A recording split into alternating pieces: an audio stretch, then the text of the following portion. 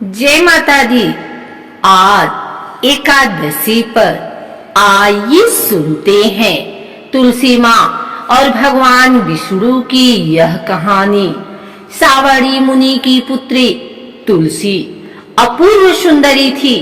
उनकी इच्छा थी कि उनका विवाह भगवान नारायण के साथ हो।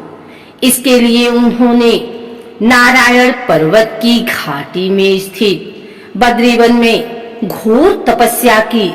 दीर्घकाल तक तपस्या के उपरांत ब्रह्मा जी ने प्रसन्न होकर दर्शन दिया और वर मांगने को कहा। तुलसी ने कहा, सृष्टिकर्ता ब्रह्मदेव, आप अंतर्यामी हैं, सबके मन की बात जानते हैं। फिर भी मैं अपनी इच्छा बताती हूँ।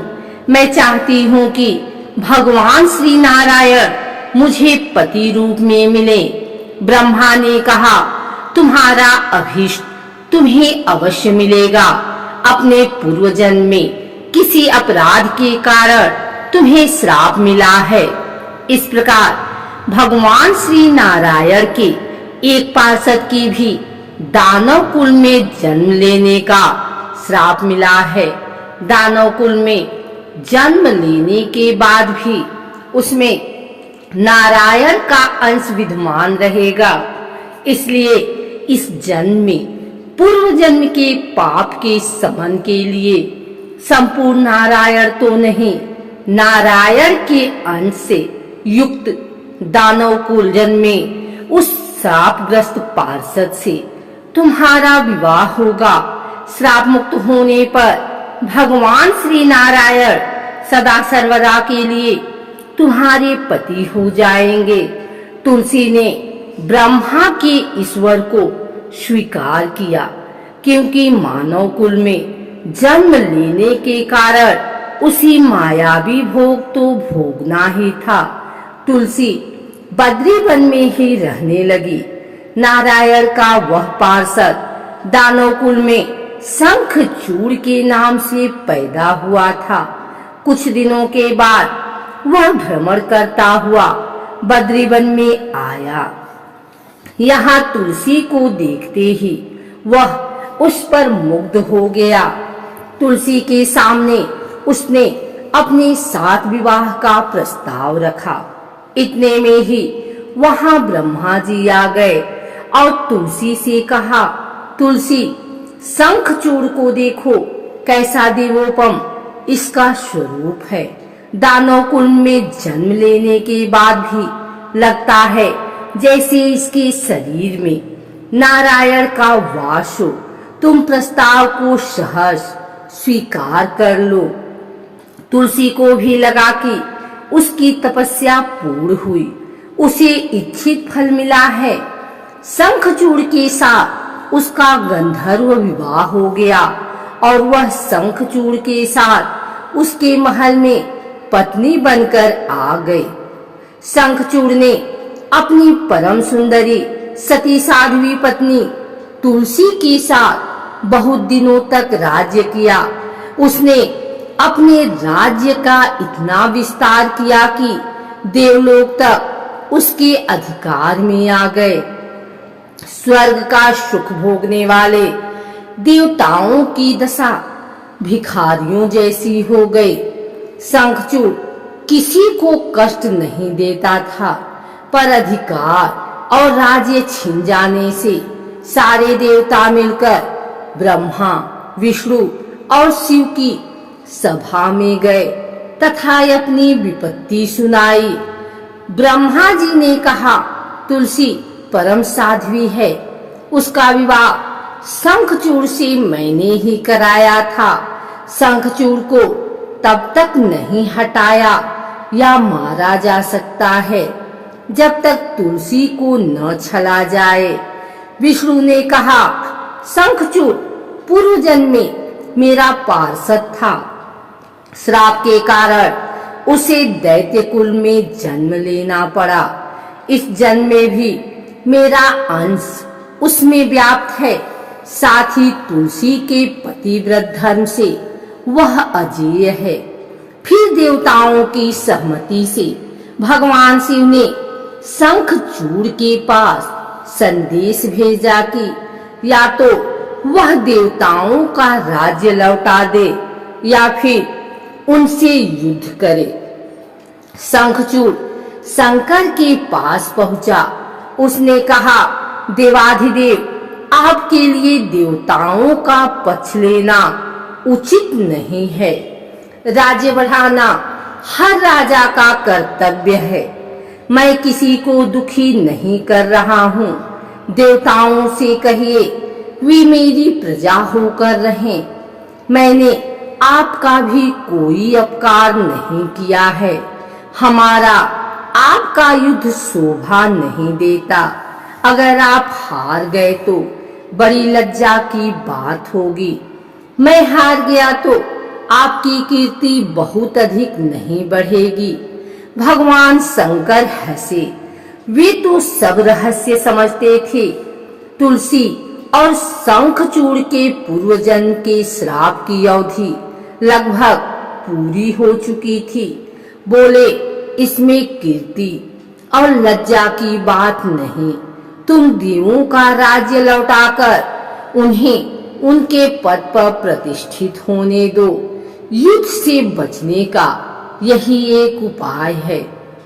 शंखचूड़ ने कहा, मैंने युद्ध के बल से देवलोक जीता है। कोई उसे युद्ध के द्वारा ही वापस ले सकता है। यह मेरा अंतिम उत्तर है। मैं जा रहा हूँ। ऐसा कहकर शंखचूड़ चला गया। उसने अपनी पत्नी तुलसी को सारी बात बताई और कहा, कर्म भोग सब काल सूत्र में बंधा है। जीवन में हर्ष, शोक, भय, सुख दुख, मंगल अमंगल काल के अधीन है। हम तो केवल निमित्त हैं। संभव है भगवान शिव देवों का पक्ष लेकर मुझसे युद्ध करे। तुम चिंता मत करना। तुम्हारा सतीदेव मेरी रक्षा करेगा। दूसरे दिन भगवान शंकर के नेतृत्व में देवताओं ने युद्ध छेड़ दिया।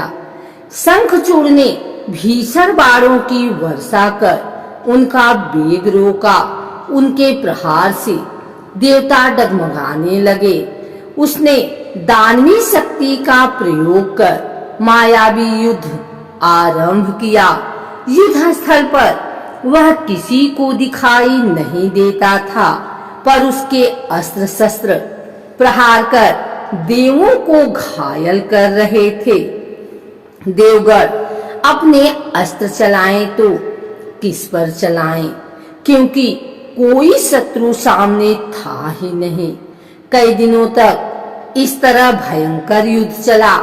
शंखचूड़ पराजित नहीं हुआ।